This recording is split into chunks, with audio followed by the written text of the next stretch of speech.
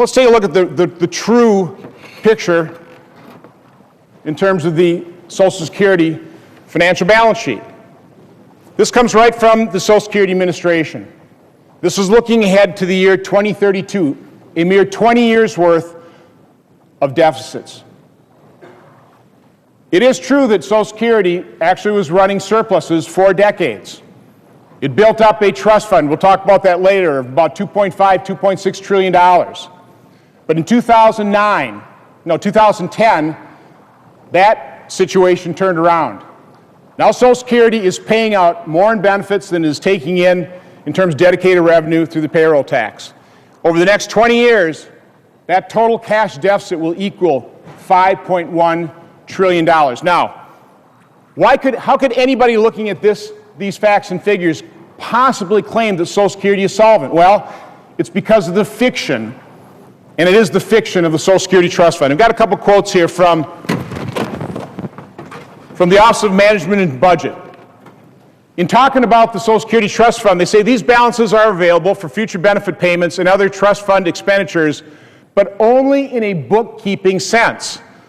The holdings of the trust funds are not assets, again, are not assets of the federal government as a whole that can be drawn down in the future to fund benefits.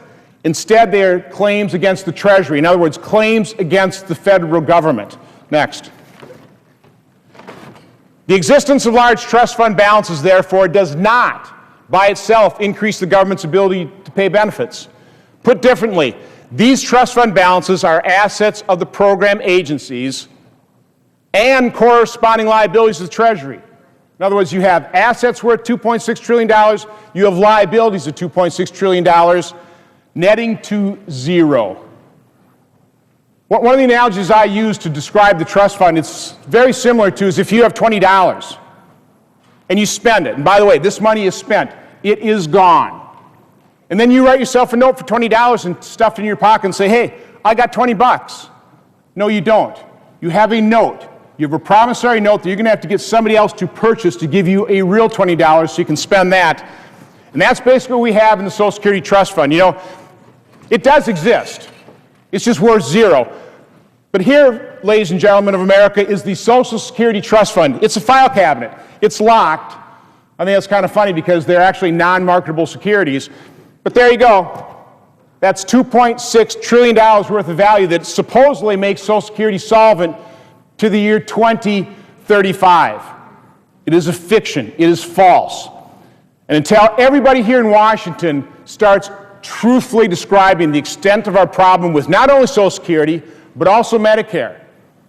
You know, I was part of that group of senators that had the privilege of having dinner with the President a couple weeks ago.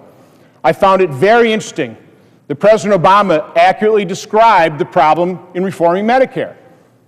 He said, the problem is that Americans pay in $1, but they get $3 worth of benefits.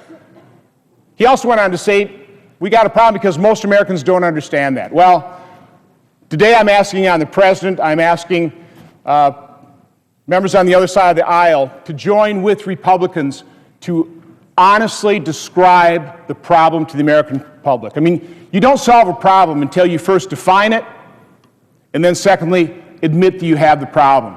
We have severe problems with Social Security, with Medicare, with other mandatory spending, with our budget. Until we come to terms with that, until we are honest with the American people, stop pulling the wool over their eyes, we have no chance whatsoever of solving these very severe problems.